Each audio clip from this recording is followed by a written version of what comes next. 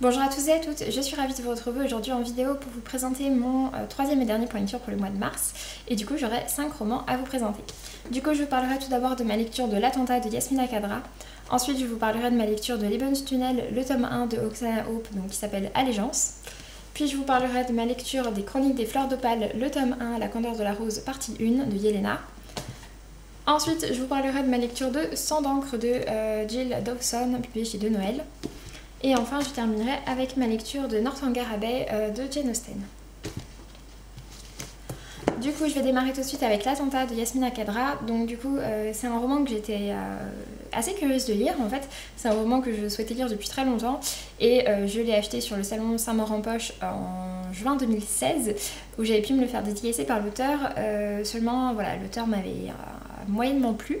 La personne qu'il est, j'entends, et du coup voilà, c'est vrai que ça m'avait un petit peu freiné, mais finalement je me suis dit qu'il était temps de le lire. C'est un roman qui est assez court et qui me permettait également de valider le pays de l'Algérie sur Livre Addict, puisque voilà, comme beaucoup de personnes, mon but est de remplir cette jolie petite carte. Donc voilà, du coup j'ai donc lu ce roman-ci. En fait, du côté de l'histoire, c'est une histoire qui traite du conflit israélo-palestinien. On suit un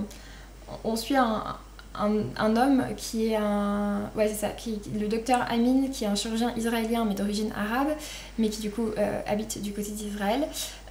Et c'est un grand chirurgien assez reconnu, et en fait il va apprendre un jour qu'il y a eu un attentat assez important. Il soigne donc toutes les victimes, sauf qu'une fois tout son travail terminé, on lui apprend que la femme qui s'est fait exploser dans l'attentat n'est autre que sa femme. Donc voilà, en sachant qu'il ignorait complètement qu'elle était radicalisée, etc. Et donc du coup il va se poser pas mal de questions.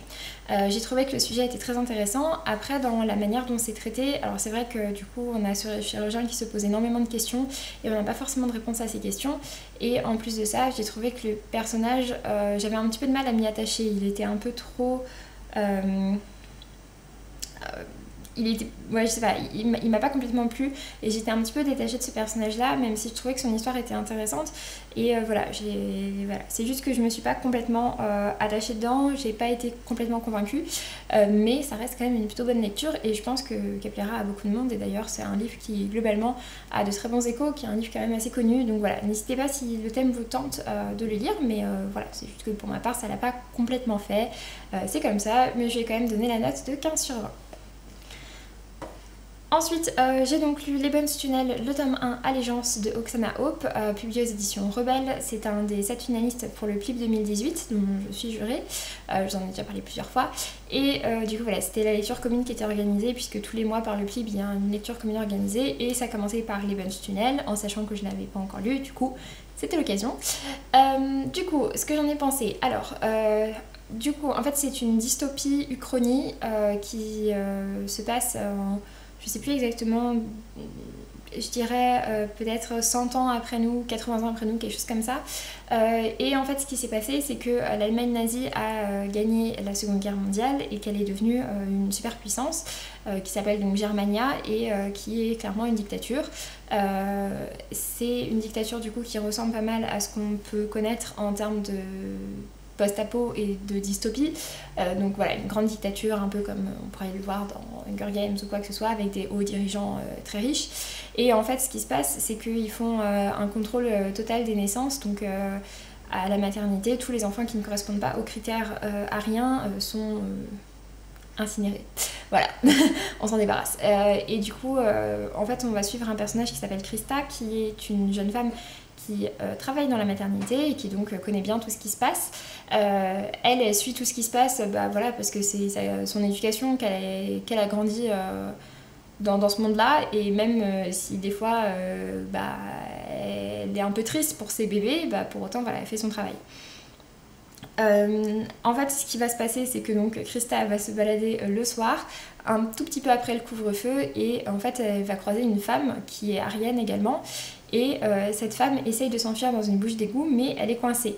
Et du coup Krista va l'aider et en fait la femme va l'entraîner avec elle. Donc voilà, Krista se retrouve un peu plongée malgré elle sous les égouts et sous les égouts elle va découvrir qu'en fait il n'y a pas que des Ariens qui vivent sur Terre mais que les non-Ariens vivent sous Terre en quelque sorte. Donc voilà, elle va découvrir toute une communauté de personnes qui sont cachées et qui essaient de survivre tant bien que mal. Et dans cette communauté, elle va rencontrer un jeune homme qui lui plaît bien, je sais plus comment il s'appelle. Non, j'ai oublié. Donc voilà en gros pour l'histoire. Et du coup après ça va un peu remettre en question, comme d'habitude dans les dystopies, le monde qui l'entoure, etc. Machin. J'ai trouvé ça assez intéressant. Par contre, ce qui m'a un petit peu gênée, c'est que j'ai trouvé qu'il y avait certains éléments qui étaient un petit peu simples dans le récit, notamment des changements de comportement de certains personnages, les résolutions de certains problèmes où on ne sait pas trop ce qui se passe, mais pouf, c'est résolu. Certaines réactions de certains personnages aussi m'ont pas vraiment plu, je les ai trouvées parfois un peu disproportionnées ou un peu étranges, enfin voilà. Il y avait quelques petites choses comme ça que j'ai trouvées un peu faciles peut-être, et également certains passages qui étaient traités trop rapidement par rapport à ce que j'aurais voulu. Malgré ça, il y avait d'autres aspects qui ont vraiment su me convaincre et vraiment su m'étonner, notamment vers la fin du roman, même si la toute fin du roman m'a pas vraiment plu. Voilà. Après, voilà, je sais pas trop si je continuerai ou pas la série, pourquoi pas. Je crois qu'en plus le tome 2 est très court et le tome 3, je sais pas s'il est déjà sorti, mais ça m'étonnerait qu'il soit très long non plus.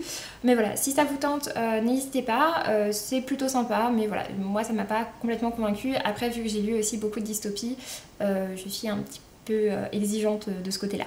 Donc voilà, du coup j'ai mis la note de 15/20. Ensuite, j'ai donc lu le tome 1, partie 1 des Chroniques des Fleurs d'Opale, donc la candeur de la rose de Yelena, qui est un roman auto-édité et dont la couverture est juste superbe.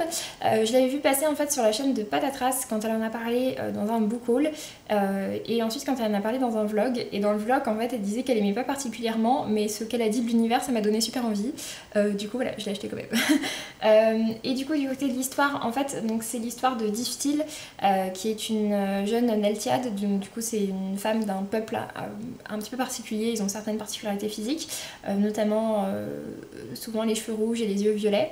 Enfin voilà, ils ont quelques particularités comme ça, et du coup en fait ce qui va se passer c'est que Diftil, dans son enfance, son village va être complètement ravagé par des humains, et du coup dans les Neltiades ils vont quasiment tous mourir, y compris sa famille, et du coup elle va se retrouver envoyée dans une sorte...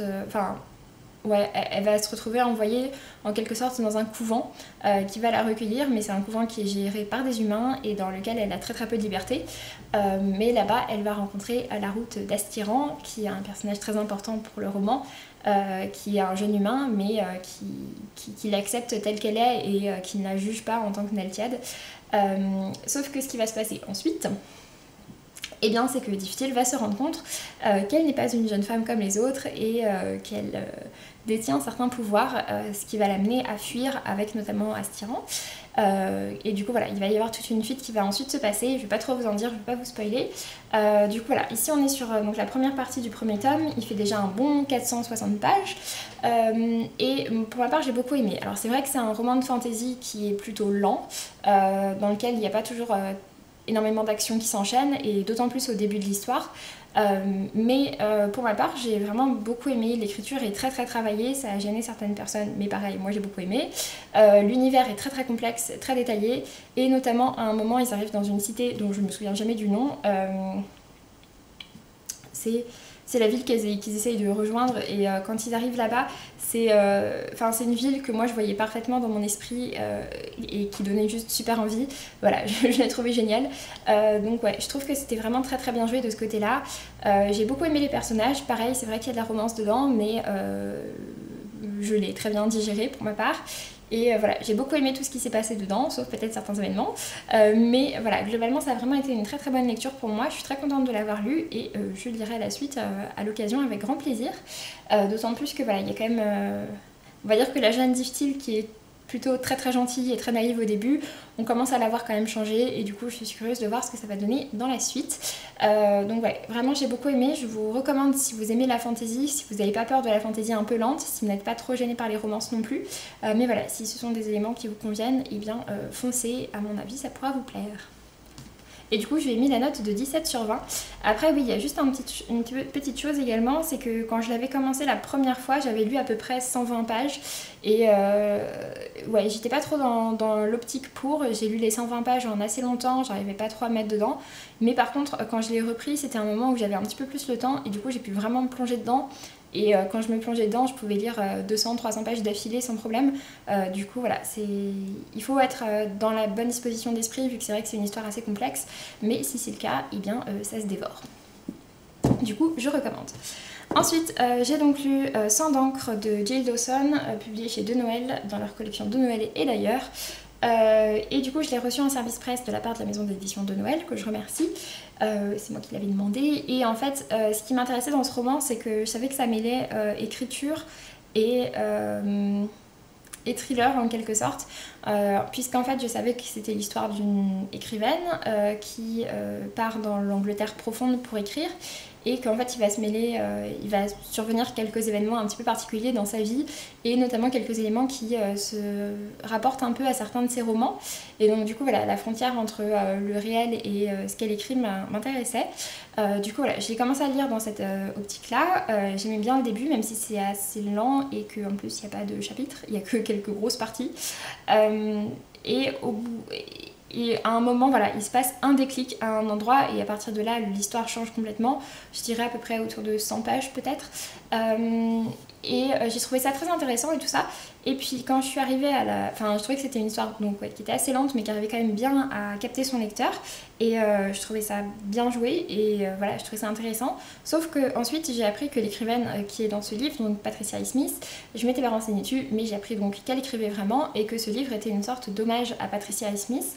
Et à la fin, voilà, ils expliquent un petit peu toutes les références à ces livres qu'on retrouve dans ce livre-là.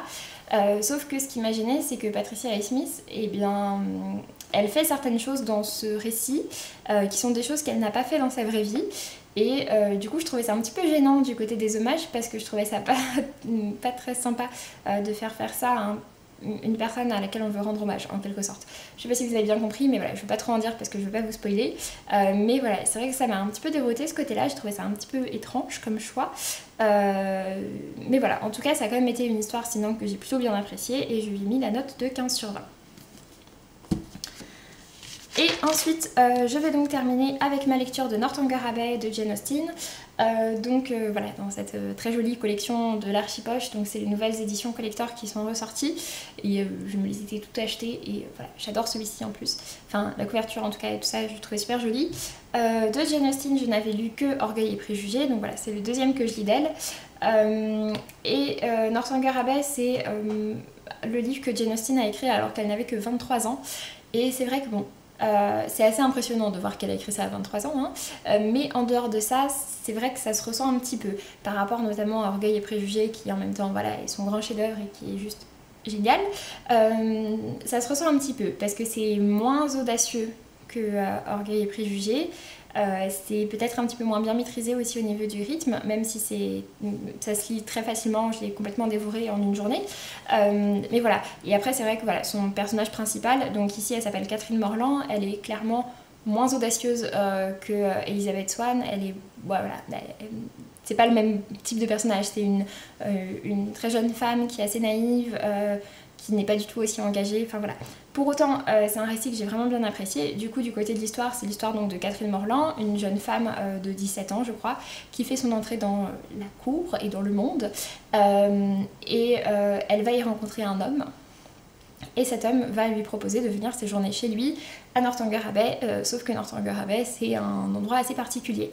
Donc voilà, c'est un livre qui fait un petit peu en quelque sorte un hommage au roman gothique, un hommage et en même temps ça se moque un petit peu, ça reprend un peu certains codes pour les détourner. Northanger Abbey, donc voilà, c'est une grande abbaye qui est qu'on imagine avec des recoins sombres et tout ça, pas mal de mystères. Et en plus de ça, donc l'héroïne lit beaucoup de romans gothiques. Et d'ailleurs, c'était quelque chose que j'ai vraiment bien apprécié dans le roman. Il y a beaucoup de références à d'autres livres et qui sont décrits vraiment en des termes très positifs. Du coup, c'est vrai que ça donne plutôt envie de les lire. Mais voilà, c'est vrai que j'ai bien aimé. J'ai trouvé ça frais, c'est immersif. Voilà, comme on a pu le voir comme j'ai pu le découvrir dans Orgueil et Préjugés, même si c'est un peu moins abouti, on va dire. Pour autant, ça reste une très bonne lecture et je lui ai mis la note de 16 sur 20. Sur ce, j'en ai donc fini avec ce point lecture, j'espère que ça vous aura plu. Pour ma part, je vous dis à très bientôt. Et puis d'ici là, portez-vous bien, faites de belles lectures. Et avant de partir, si vous voulez me laisser un petit commentaire, un petit pouce en l'air, et bien c'est avec grand plaisir. Et n'hésitez pas à me dire voilà, si les livres que je vous ai présentés vous tentent, si vous en avez déjà lu certains, ce que vous en aviez pensé. Et puis voilà, sur ce, je vous laisse et je vous dis à très bientôt. Salut!